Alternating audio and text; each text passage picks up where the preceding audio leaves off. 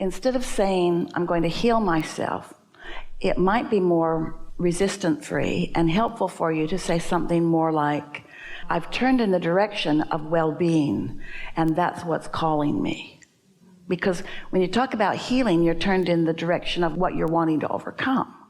But when you turn in the direction of the well-being that is really more natural and much more dominant, it's a different vibrational approach. Can you feel it? In terms of terminology, it sounds like almost the same thing, but it isn't at all. If what you're leaving is dominant, then you don't leave. If where you're going is dominant, then you go.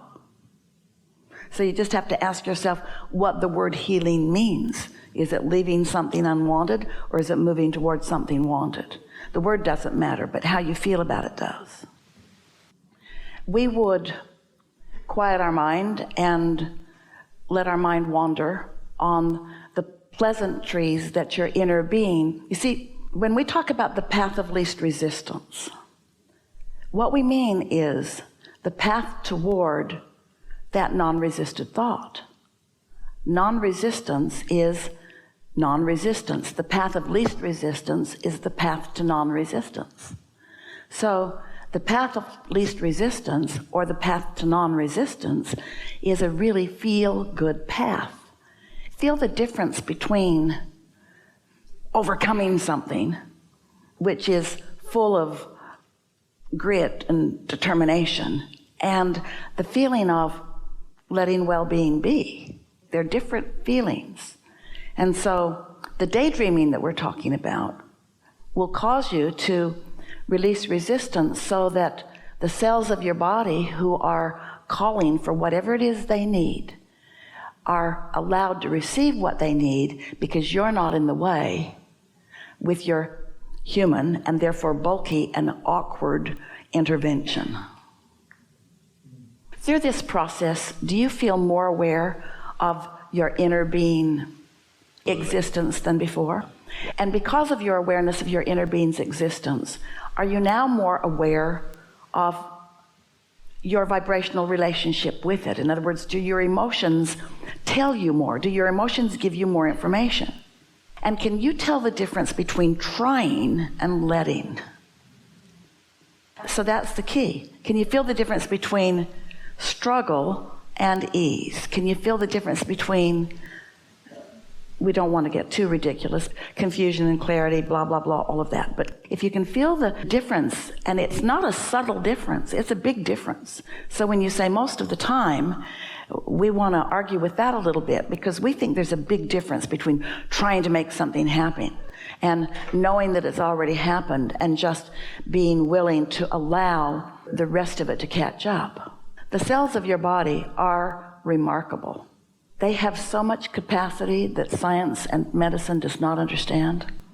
They are remaking themselves constantly. If you want to know the closest conspiracy that affects you, it's a conspiracy of your cellular being. Your cellular being is responding to your source energy. And to the degree that you let that be, that's how you speed it up. We've said things before that are frankly just annoying to our human friends, like enjoy the journey, or just be patient and easy about it. That's annoying, because when you want something, you want it. But our favorite thing is satisfaction, feeling satisfied where I am and eager for more. Satisfied with where I am and eager for more.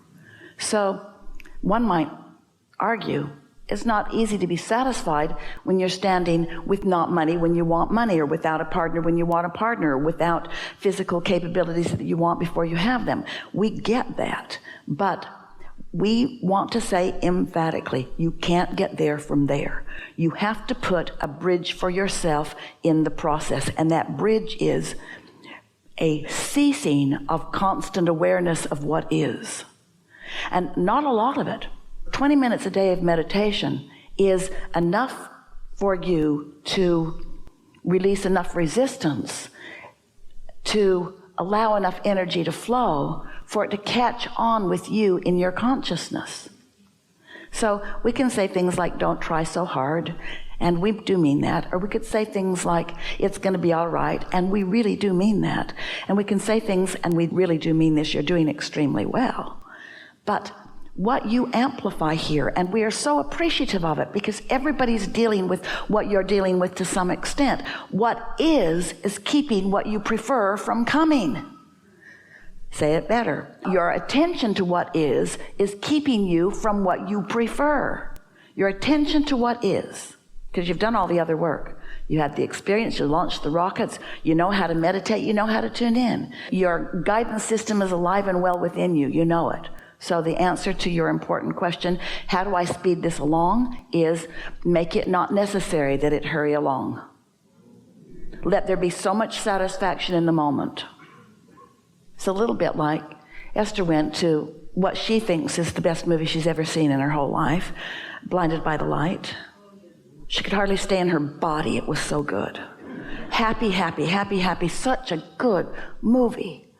But she had no desire. That movie was so satisfying. She didn't want to go out and see what else was playing. She wanted to watch that movie. She wanted to watch that movie. Last week, she went to another movie. She got up and walked out of it. Didn't want to watch that movie. She can tell which movies she wants to see. She can tell by how it feels, and you can too. What I'm focused upon right now is perfect, and therefore nothing needs to change. The movie I'm watching is so great, I don't need to get up and watch another movie. The movie that's playing is so awesome, I don't need to direct it right now. That's the key. The movie that I have allowed to play because of my alignment with Source is so good, so satisfying, that I don't need to direct a movie right now. Some of your confusion, we acknowledge, has come from some of what you have thought you heard us say. Because when we ask you to be deliberate, that sounds like you want to direct your thought. We just want you to know when to direct your thought. Make sure you're hooked in and that the plot line's flowing before you add your ideas. We talk about getting out ahead of it, and this process of meditation is the supreme way for that. So we've talked about that. We've really talked about that. We know that you'd rather we'd stop talking about that because we've talked about that.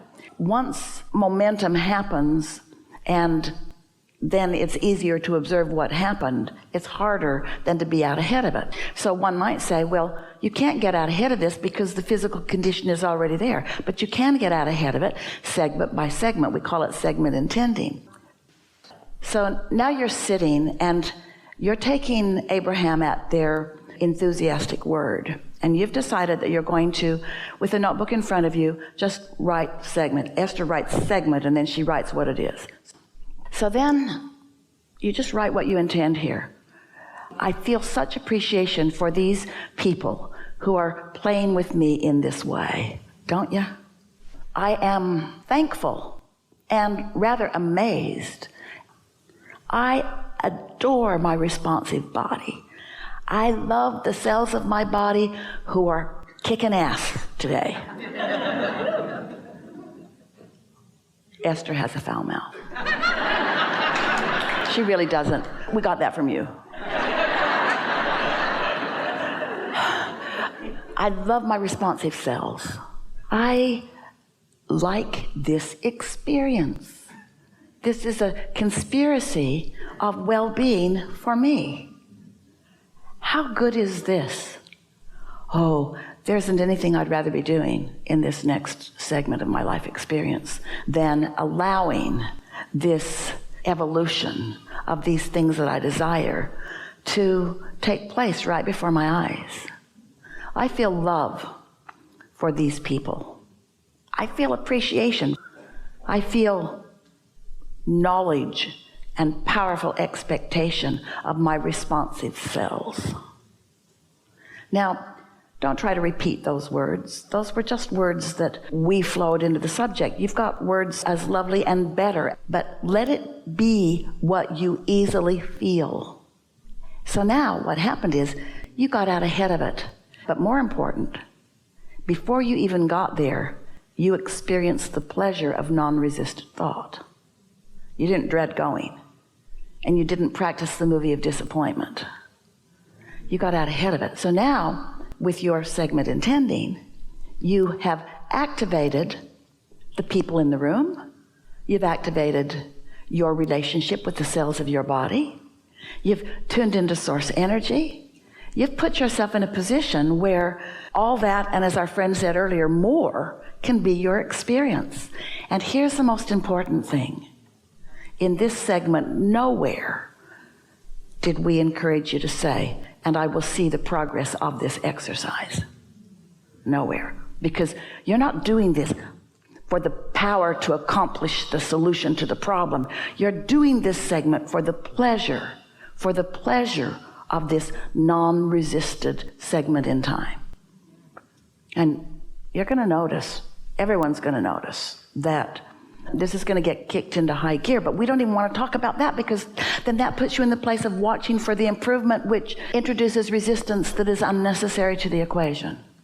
We would like you to say, Abraham, that sounded so good. I could do that every day for the rest of my life. Well, it really helps to know that there are some key things that we've been emphasizing. Satisfaction, and let's make that word even bigger. Satisfaction, which to some people means exaltation. Satisfaction could mean in God's graces. Satisfaction could mean fulfilling my life's purpose.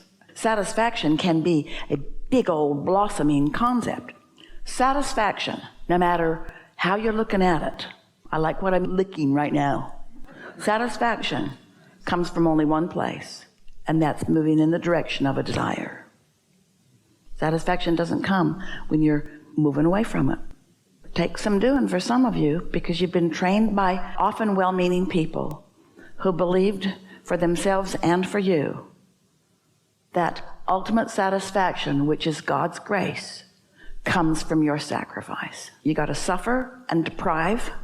You got to have shortage consciousness, believe that the blessings are few, so don't take too many for yourself. Believe that the pie is little, and don't be greedy and take too much of it for yourself. It's an epidemic among people, well-meaning and maybe not so well-meaning, who want to control your behavior by the thing that's the easiest to control it by. But once you find your true power, and once you find your true satisfaction, and once it becomes consistently within you, then the world looks more beautiful, and you appreciate the contrast that it is, and you don't need to control anybody, and then you have a better relationship with everybody. When people around you understand that you don't need anything from them that is different than what they're offering, that you are picking and choosing from them by your attention to what feels good to you. You're not choosing a piece of them. You're just not choosing some pieces of them. So they don't ever feel any rejection, because you're not saying, I don't choose this about you. You just don't choose it. So you don't get it. It can be complicated or it can be simple. You get to choose whether you make it complicated or whether you make it simple. And sometimes it has to be so absurdly complicated before you will allow it to be simple. That's a wonderful thing that happens. Sometimes the momentum of what you don't want just has to keep going and going and going until suddenly you're looking and you're thinking, are you kidding me? Are you kidding me? It started out here and now it's there. And then something about the absurdity of what you've allowed the momentum to come to causes you to launch an enormous rocket of desire, and then you sleep and you're in a more powerful place. Really good. Really good.